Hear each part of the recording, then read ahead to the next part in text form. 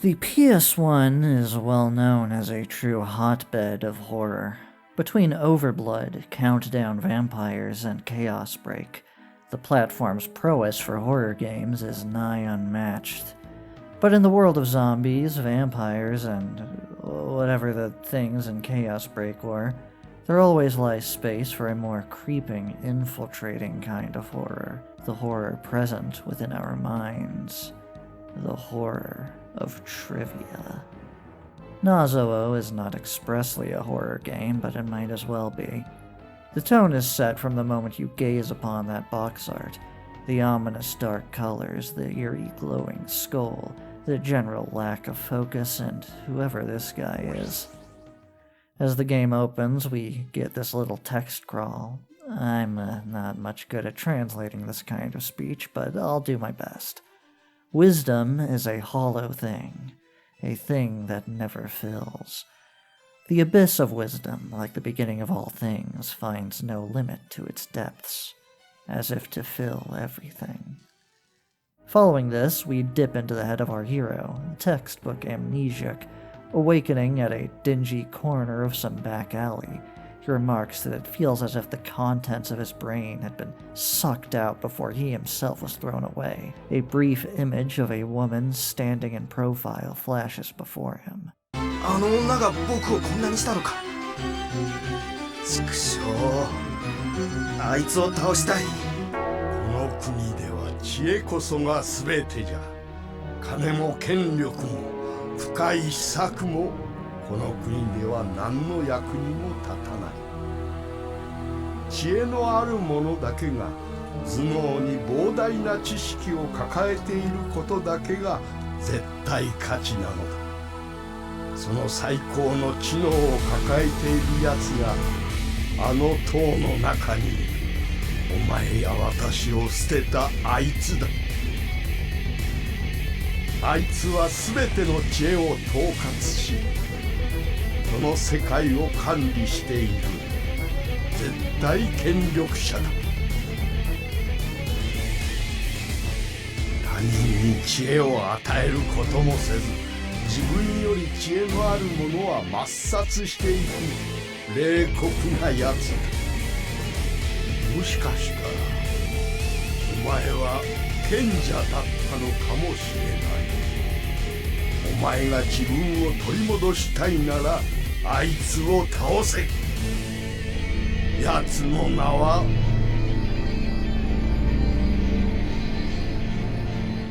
Nazo-Oh。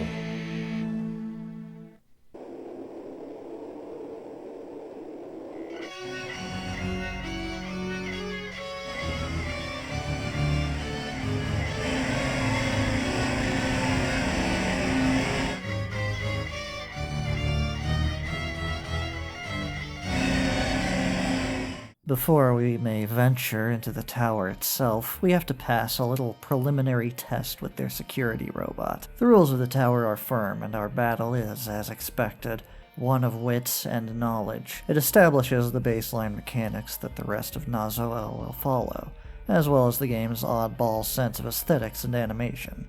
Answer 7 questions out of 10 correctly, and you're in. This was my first challenge with Nazo-Oh. It was where it became immediately apparent that I would not be able to tackle this game entirely fairly. You see, I can read Japanese, but these are timed questions about things I possess very little context for, generally, even in these very basic tutorial questions. I've got 5 seconds to answer each and every one, and I need like 20 to be able to parse what the text is even saying. Not that being able to read it would save me. These are very Japan-centric trivia questions about things like city capitals and geography, and what's more, they're questions dated to around 1996. Do you think I know what building was considered a national treasure in Tokyo in 1996? No. No, I do not. I ate dirt so fast, so immediately, that I had zero hesitation with turning on rewind. I needed it to get through this game.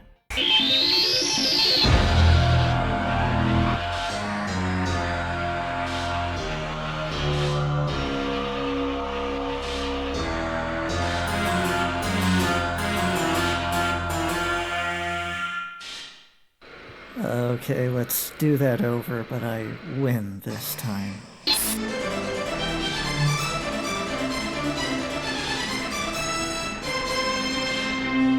Pass this first test properly, and you'll be gently escorted within the tower premises. Deluxe ride. Everyone loves the floating one-man skull train pod. It's here where the game really opens up, and really gets weird. Like Mega Man, we've got free reign over which of the 8 emperors we take on in whatever order. But before we get to them, this triangle in the center is somewhat important. Select it, and we get to meet this guy. This guy provides our subgame menu, where you can access various shockingly untrivial themed minigames. There's 5, a basic shooter, a simple whack-a-mole type thing, a Tetris-style block puzzler, I'm really no good at these, a memory game, the audio design of this one is kind of insane, and how do I even describe this?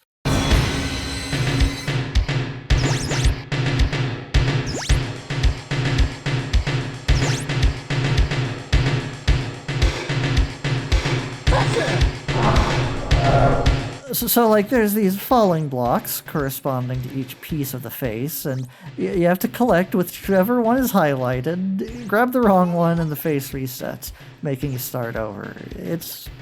yeah.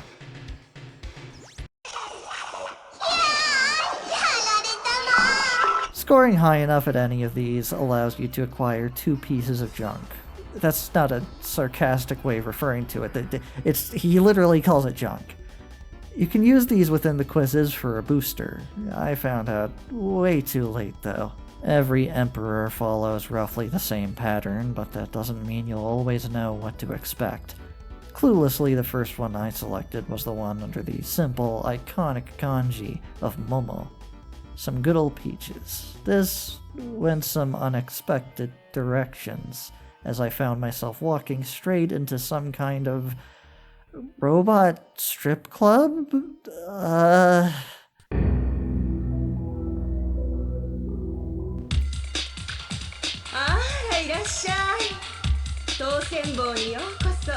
This was, depending on how you look at it, either the best or the worst one to start with. Her quiz goes on for a whopping 50 questions, all with 3 options to pick from for answers, and a completely unknown required number of correct answers to pass. Yeah, this is one quiz game that gets particularly grueling, and asks questions ranging from in which amateur sport is it considered taboo to grow a mustache but necessary to bring a handkerchief, to what was the name of C-3PO's companion in Star Wars. Don't worry though, there are still extremely Japan-specific questions mixed in with the pop culture and sports trivia, and it is still very timed. This first set of quizzes I stumbled into is quite literally one of the longest in the entire game. I made an interesting first choice. Upon finally surviving this endless torrent of quiz questions, you will be rewarded with your quiz host notifying you that asking these questions has used up her life energy before zapping a little symbol onto your hand and...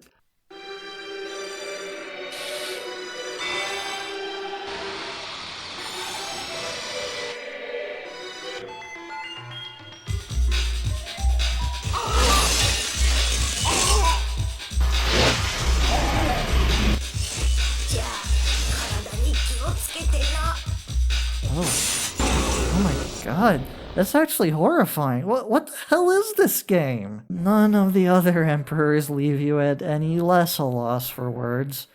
The electricity emperor here, referred to in the credits as Denji, or literally Cybercramp, is a weird old computer guy chilling out in his technodome, and his short 4-option quiz is one of the few I almost sorta managed to do legit, resulting in his whole science crib falling apart into some kind of flashing seizure hazard. The Thunder Emperor turns out to be the disembodied head of a crabby old lady, surrounded by rows of animated laughing masks, and while she taunts you at first, Once you beat her, she mostly just expresses happiness at finally being able to just die and leave this bitch of an earth behind. I guess I'm happy for her.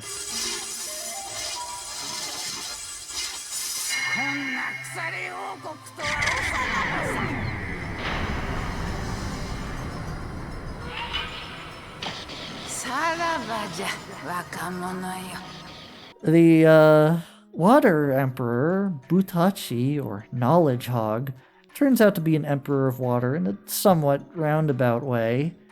A massive, overweight Goliath living within a giant watermelon, subsisting off watermelons that feed his mind. Upon his defeat, he is cursed to transform himself into a watermelon. Johnny.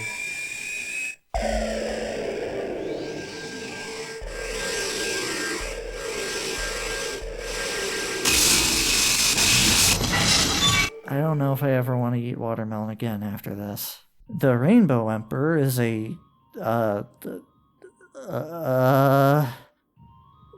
I can at least say I like the 1v1 versus quizzes. It's funny buzzing in before the question's even been asked. The Beast Emperor turns out to be one of a set of 5 beasts, a guy with a surprisingly smooth, deep voice.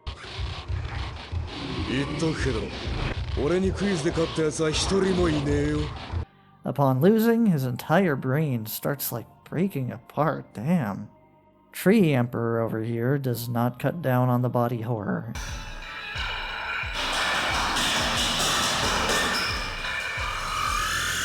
あなたも地の水を求めにやってきたのかい？この池の水は体に注入すれば死脳指数が100倍になるという薬なんだ。私は少々注入しすぎてこんな体になってしまったがね。I really do not like the scene of him inscribing his symbol on your hand. Or what happens after.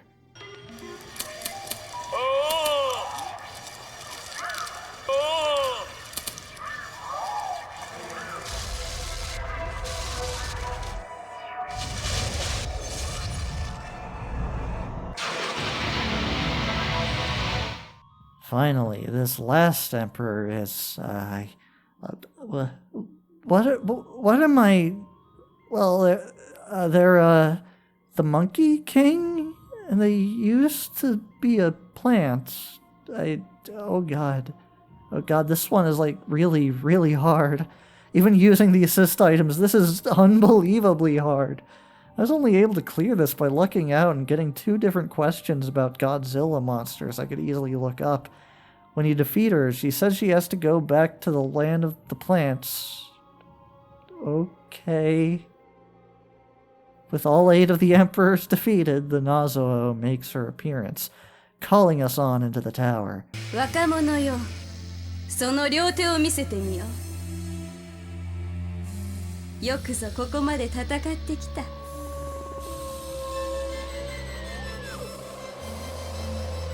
ここまではお前の知恵を試す試験だったのだ。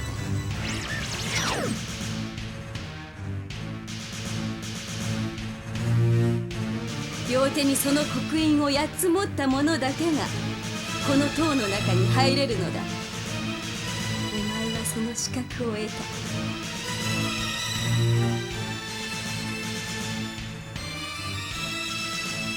地の勇者よ、両手を門にかざせ。されば門が開かれるであろう。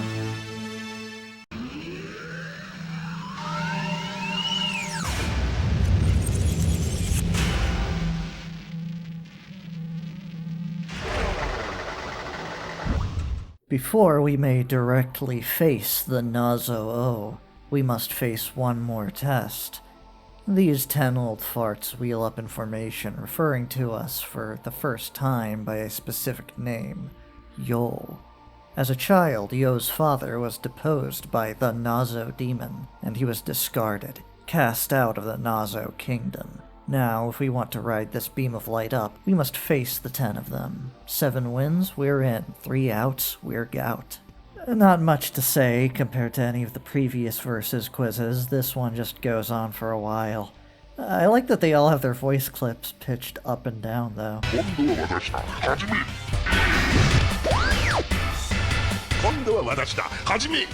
As the 10 burst into flame and send us up this pillar, they mock Yo, telling him he's got no chance of winning against the Nazo demon. Pretty harsh, man. What did Yo ever do to you? As we reach the top of the tower, we come face to face with the Nazo demon, taunting our boy. この上には E という名の少女がいる。そいつはお前の知恵を完全にする鍵を持った存在だ。She claims to have possessed the body of a girl known as E, the living key to unlocking all the latent wisdom lying within our head. If Yo wants to defeat her, he must reign victorious in an intense, no-holds-barred 5-question quiz with no timer. Surely these questions will be... what the hell. It's one of the easier quizzes in the game, honestly. Gotta hand it to the sound and visual design, though. It's a pretty surreal sequence.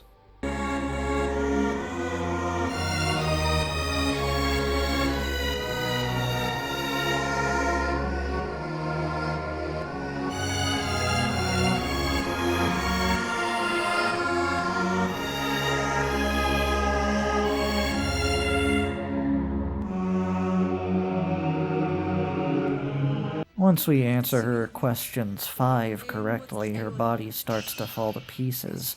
But as her head hits the ground and turns to jello, she warns us that victory does not come so easily, before the whole room around us turns into these freaky square metal pistons. Now, they may call it the Nazo demon in the credits, the Nazo key, but that key can also refer to machines, which was my initial conception of what this thing is, given all their talk here about holding E within them as data and all, until seeing the credits specifically refer to them with the demon kanji anyway.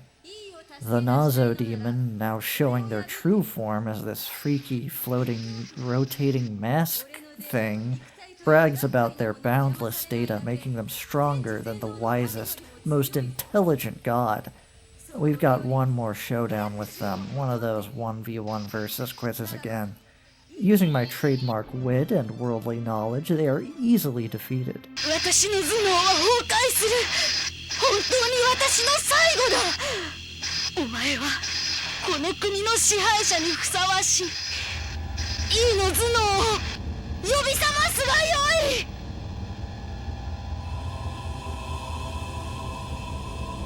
The Nazo demon's defeat itself is still not the end, however. As E awakens, some, things happen. クラッシュしたわ。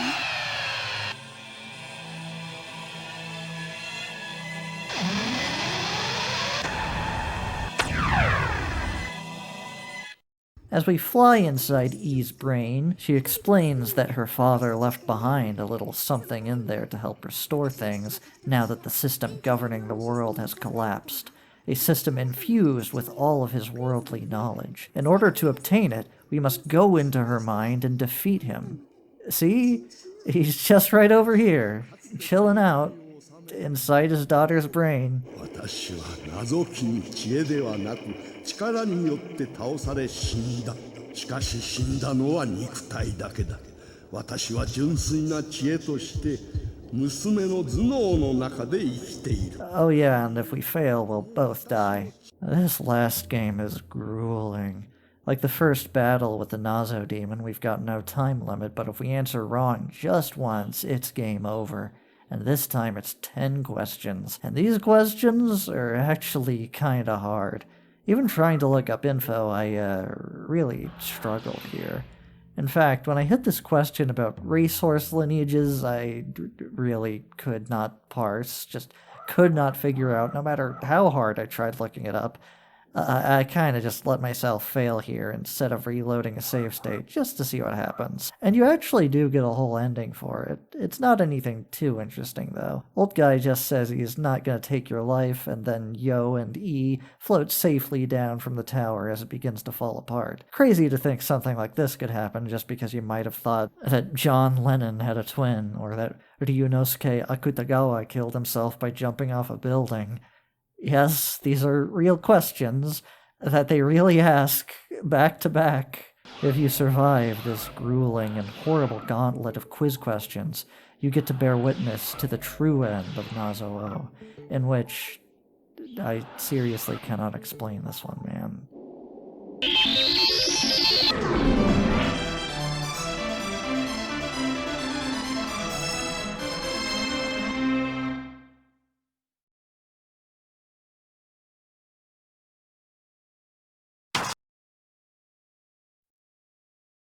よくぞ私を破った。お前に最後の知恵を授けよう。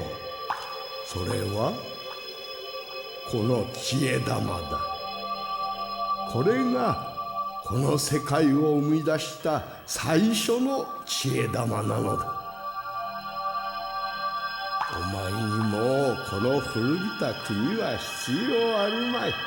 お前の純粋な頭脳と意のシステムが合体したなら、真の平和な謎王国をゼロから作れるだろう。もうすぐこの国は崩壊する。崩壊した後の平地に知恵の寺を建てるがよい。そこで知恵を磨く努力を続けるのだぞ。お前は真の謎王なのだからね。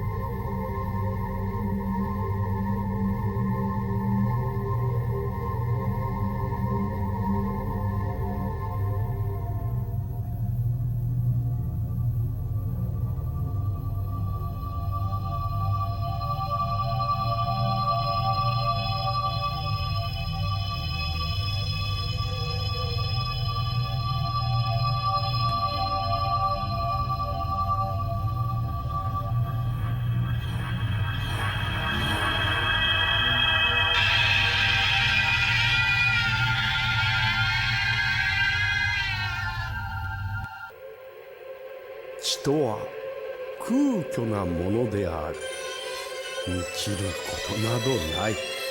知の淵は万物の始まりのごとく深淵極まりなく、すべてをたたえるかのようだ。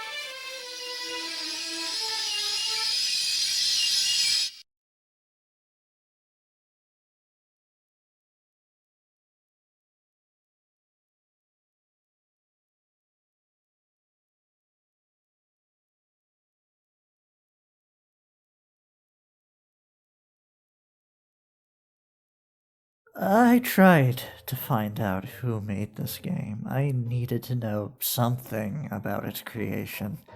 But Nazo-Oh's existence is as puzzling as the questions it asks. There's not a whole lot about it online, not even on the Japanese side of the net. I struggled to find clear context for the game's creation, let alone development stories or developer names. The best I could manage was a name, Koide Hirokazu, credited as General Director. It's a distinct name, and searching it did get me this very distinct webpage. I can barely parse it myself. The writing is very unique, and the page looks like it came out of a time portal from the 90s, which I guess it did, because it seems like it was last updated in 1999. It's got many writings and photos, including this full series on trips he took to various rooftops, I think. The images all still work too. I don't know if this is the same guy, but I can believe it might be. It's got a similar energy. But without more info than that, that's where my quest for knowledge behind whatever enigmatic creator might have formulated Nazo-Oh ends. I can find some small leads about its movie director, Konishi Masazumi, a multimedia artist who seems to still be working on various odd projects, though this was their first and last time working in video games. On the whole, Nazo-Oh is just, well, you saw it. It's fascinating. I can't say I got much enjoyment out of it as a video game, But with its grotesque and dreamlike visuals and distinct sound design, it's easily one of the most distinct video games ever made, and not something I feel likely to ever encounter again. It really deserves some kind of fan translation to open it up to more people. Nazo-Oh is just the whole experience, man. There's no other word for it.